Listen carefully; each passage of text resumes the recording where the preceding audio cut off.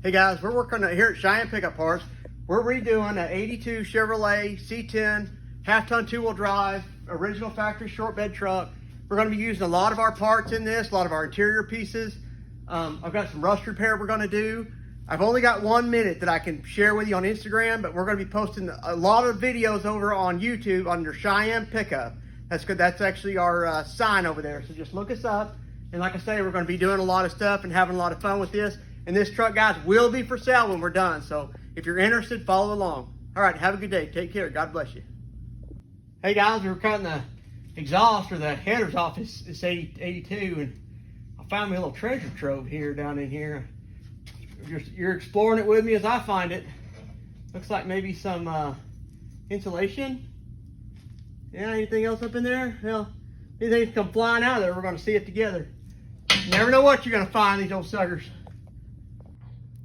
All right, guys, we're going to be taking the engine mounts off this truck to put the rubber cushions on. There's really no way to get to these bolts without pulling this metal bracket off. So what you're going to do is they're going to be 9/16 bolts. They're actually 3/8 bolts, but they're 9/16 wrench and socket. You're going to have to reach up inside the mount here and pull the two on each side. And then you'll get the two on the top. There'll be 9/16 socket and wrench.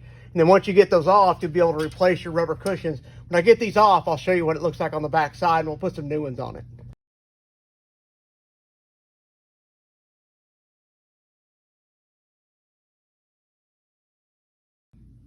Hey guys, when I go to buy a truck, a good way to know whether the old truck's been just wore out or whatever, a good way to look at your control arm bushings. See how this just still got some pretty decent rubber on it? And of course, it's got age crack, but it's not just the end up there. And a lot of times when they're just plumb wore out, you'll see chunks missing. Another thing to look at on your ball joints, if they haven't been changed, these will be rivets. See how this has got nuts here on the bottom side of your upper ball joint? That means that front end, that ball joint's been changed before. These nuts right here. So somebody's done a pretty good job of doing the maintenance and keeping up the schedules on this truck. That's a pretty good way to tell. Hey guys, working on the 82 truck we've named Davey. This is going to be a pretty common problem with pretty much any square body. The inner fender is going to be rusted out, but a lot of times, actually most of the time, the cab's going to be solid behind it. You're going to have two big bolts right here. That's going to take 9/16 sockets to get them off. And then you're going to have a 1/2 inch bolts up inside here all the way around. And then you're going to have these three right here on the bottom. And then that guy will drop out the bottom. When I get it all out, I'll kind of show you, and you'll kind of see how it comes in and out. All right, guys, got the bolts out of it. Just took the tire off of it. Fender around like that right there. That's easy to slip out, just like that. And now that will give you all kinds of room to work up inside here. And I usually leave them out till the motor's in. And you can see there's clips inside the fender here. That's where it was actually bolted up to. And then there was 3 along the front here. So you got 3 bolts along the front, and then these little J clips right there along the fender. That's what holds it in. Comes out real easy. Hey guys, working on this 82 pickup we've named Davey. Don't ever be surprised what you're going to find when you're working on these old things.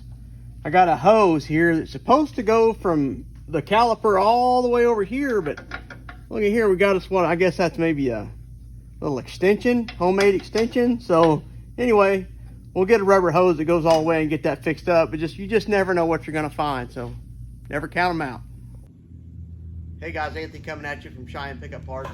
We're going to be pulling the bed off this truck. For some reason, if you need to pull your bed off, this truck, we're actually going to be putting a new fuel tank in it, and we're going to be flipping the rear end. If you got to do that much work, it's just easier to go ahead and pull the bed off. So on a 81 to 83, you're going to have 2 bolts right here that are going to come off, so this piece here can come off where your fuel goes in at. On the 84 up, there'll be a little plastic piece in here you'll have to take loose and pull it back. On some models, this one doesn't have it, but on some models you'll have a ground strap that will come from your fuel filler and will actually bolt to the bottom of the bed. You'll have to take that off if that's the case. Also on the bottom of your bed on some of them, where your vent tube is, comes off your rear end, you'll have it right above the rear end. You'll need to take that loose. That's only on some of them. Like on this one, it's actually bolted to the frame, and this is an 82. Okay, follow me on back around here. That's basically going to handle that part of it. And then back here, on all of your 73 to 87 pickups, you're going to have a plug-in. You're going to have to unplug this. So it's a 4-wire plug-in. You're going to have to unplug it right there. Again, on some of them, there'll actually be a ground clamp that will either screw to the bed or screw to the frame. So you just kind of want to watch for that. I've found that on some of them doesn't have it. Like this one doesn't have it, and we're already all disconnected. That's actually ready to lift off the frame. Now, underneath the vehicle, there's going to be 3/4 inch. You're going to use a 3/4 inch socket, and there's going to be 8 of them. There's going to be 4 of them in the back. Of course, you're going to start with these 2 here. Then you've got 2 just about 6 to 8 inches. This is a short bed, so you're going to have some here, and then you're going to have 4 of them in the front. Some of them are actually going to go all the way through to the bottom of the frame, the ones just closest to us. Then you've got the ones in front of that. So you're going to have a total of 8 bolts that'll have to be undone. So they're actually going to use a 3/4 inch socket, and on the top they're a carriage bolt. It goes down into like a square, so you'll want to have somebody push it from the top side, and that'll keep it from turning. About 80% of the time they hold and it doesn't rotate. If it rotates, you either have to cut it off from the bottom side with I call it like a whizzer wheel, or you're going to have to weld a nut on the top side where you can put a socket or a wrench on the top side and then actually still loosen it from the bottom side, which I've done it both ways, whatever works best. Once you weld the top, you obviously can't use the bolt anymore, but if you cut it off, you can't use it either. So, okay, what I have found is the best penetrating lube. There's some lubricant called Thrust. I learned about this from an old tractor guy. Thrust is the name of it. If I had a can here, I'll show you, but anyway, I'll show you in other videos. I'll show you the best penetrating oil I've found. Okay, so that's how to get the bed off of your Squarebody truck.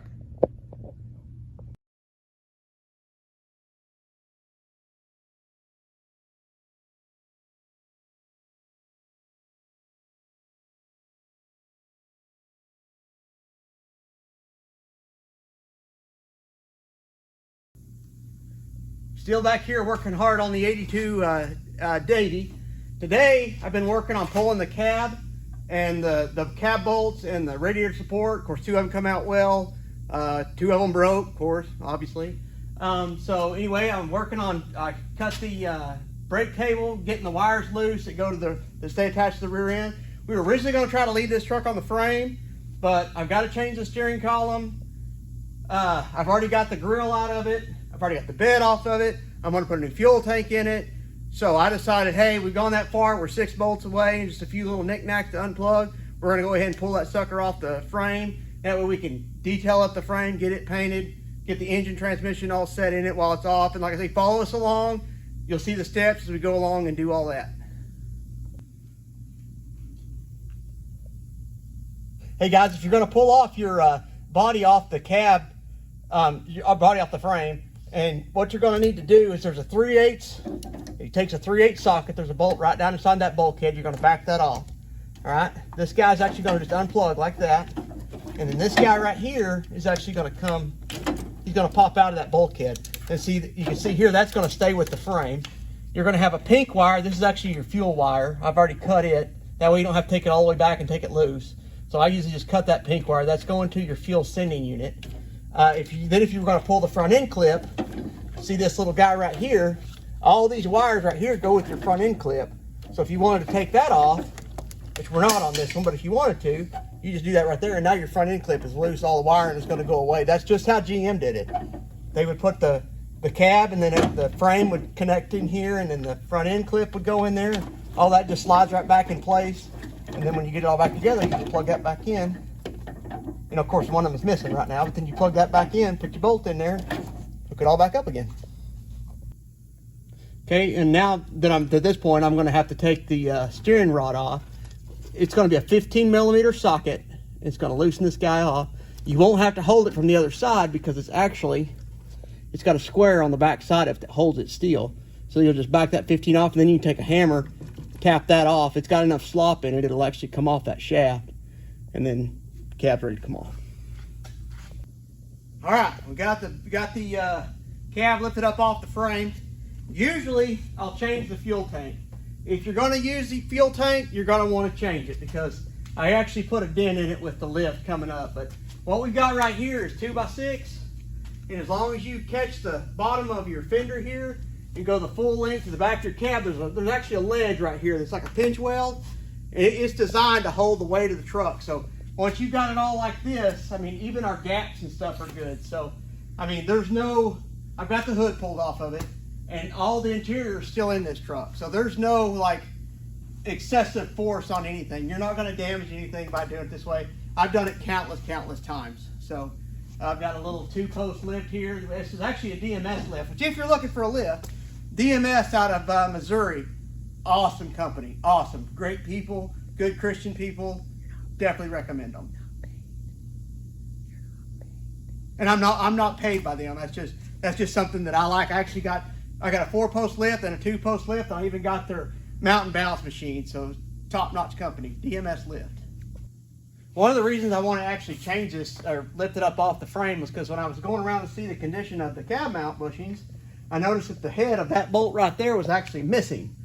So I didn't really feel comfortable with having something and selling something to somebody hauling their kids and family around with 3 bolts in the cab. So really had to pull it off to do that anyway, and I think this is going to make everything easier anyway in the long run. Hey, I wanted to mention something here. I did not know this for the longest time, and I used to hook them up backwards actually. Back when I was a kid. You've got a 3/8 line, a 5/16, and a 1/4 inch line. Okay, this is where it gets a little crazy in the woods here. The 3/8 is going to be your feed line. Obviously, that's your made feed line going to your carburetor. Okay, this 5/16 line right here is actually your air line. It's where you it's like a breather or your charcoal canister on the front of your core support. The little guy, which is a 1/4 inch, that is actually your return line. You would think the 5/16 would be your return line. It is not. The 1/4 inch is your return line. On all of these 3 nipple systems like this, 3/8 is feed, 5/16 is your breather line or going to your charcoal, 1/4 inch is your return line from your fuel pump. All right, when you're taking this guy loose, obviously I've got the cab off so I can explain it a little bit better, but this little guy, this little pink wire here is your feed line or going up to your gauge. This little dude is usually stuck. Of course, that one come off way easier because I'm going to show you how they're usually stuck. But if you'll see, that is a special end there. It goes on that little knob there. Do not tear this up and do not lose it. These things are like gold. Okay, now that we're to this point, I'm going to this is actually the heat shield. There used to be a catalytic converter right here. That's what this shield is actually for. In Oklahoma, we don't have to have them, so I'm not going to put it back on there. I'll have this, when I get that off, I'll show you actually what they did to the frame, because for the longest time, I always thought I had a bad frame, but I'll show you what GM did to the frames to actually put that thing up under there. Also, I'm going to be taking that off I'm not sponsored by these people, but I just want you guys to know, I have used this DeWalt 20-volt ratchet for years. It's never failed me. This thing is, you can get them pretty much anywhere. I usually get mine Atwoods. Always seems to have the best deal. Atwoods or Home Depot always seems to have the best deal on these, but these will absolutely save your life. You got to be careful because they will get you caught in a tight area. I don't know how many times I busted my hand. We did it today actually. So these are literally knuckle busters. So just want to give you a little hint on that too. Get these little guy right here. I'm going to keep these bolts because they've got a special end on the end of them. They kind of they cut their way in. So you want to try to keep up with these. Then I'll show you when I get this guy off.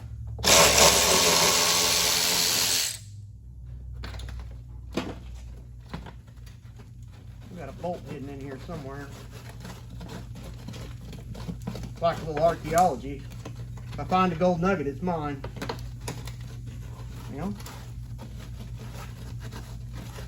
I guess I'm gonna have to look for it and come back. Oh,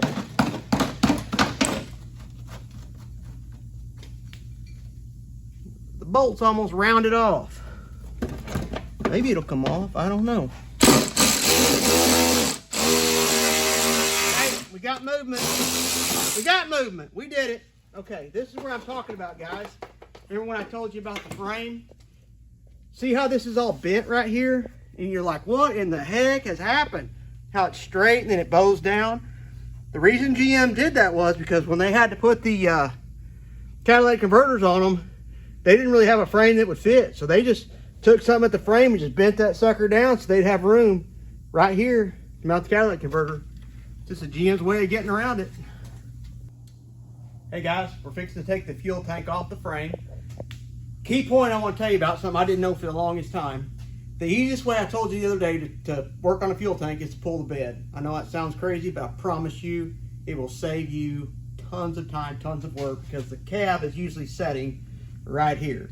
Meaning you've got to try to take these on and take them off, okay? Now let's assume that the cab is still on here, but we want to make this a little easier with the bed missing. I always did this, didn't do it for the longest time. Just recently learned it on one of the last truck or two we did. If you pull this bolt right here, because your bed stops right here, so you're going to be able to get to that. Pull this bolt, take, if you've got 2 lines or 3 lines, either way, you know, one was your vent, return, feed. Cut these or take them loose. Take this piece right here and swing it, of course, bed's off. Swing that this way, like this. Then you're going to take your 4 bolts in the rear, 4 bolts in the front. With that being folded forward like that, you can actually wiggle this out from underneath the cab, come down and of course these will be over here where your bed was. Then when you go to put this guy back together, you just put this length of hose back on it, set it back on there, and then hook these back up again, you know, set them up there with your bolts in. You ain't fighting with these things, because I don't know how many times I used to kink those or didn't get them good and tight and they'd leak after the fact. Guys, learn from my mistakes, I promise you. Then it's really hard to get those dudes on there and get them tight. You'll think they're good, you'll think you're golden, and then one will blow off or something. So just trust me, it looks like a lot of work, but I promise you it is a time saver. Hey guys, I figured out a few years ago the easiest way to move one of these things around. I went to Harbor Freight and bought these, you move your cars around with them. Actually, you can usually catch them on sale, they're not all that expensive. And while I was there, I bought a set of their jack stands. And what I did was, I just made a plate, just a square plate, you know, kind of offset it, and I welded it to the top of this, and there's a little piece of metal, and I run a bolt. The bolt hole's already there, like that. I did the same thing. I'll walk you around to the back. I'll show you what we did at the back. Remember, you're gonna be buying 4 jack stands and 4 rollies from Harbor Freight. What I did back here, I did the exact same thing. Took the rolly wheels, welded me on a plate. And of course, this one has actually got the nut in the cab. So I just took like a 1 inch, 3/4 inch, or 1/2 inch bolt and just tightened it up. And I'll show you. Watch this. It takes no effort. You can move it anywhere you want to go around the shop. I moved it outside. I've done all kinds of stuff. We've done that for quite some time. At least the last 5 or 6 trucks we've done on this. So, okay guys, we're going to wrap it up right there with this part of it. This has been the disassembly. As we go along, we're going to be doing some rust repair. We're going to be doing some interior work. We're going to have this truck running and driving when we're done. And we're going to hit the key points. I'm not going to take you through every single thing and bore the crap out of you with the stuff that you've seen 1,000 times. We're going to give you some hints along the way, some things you might run across, some troubles you might run against, whatever. But just follow along. You guys are going to have a lot of fun. We're all going to have it together. Like, share, and subscribe.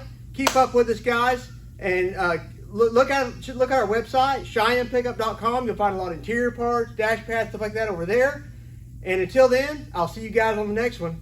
Take care. God bless you.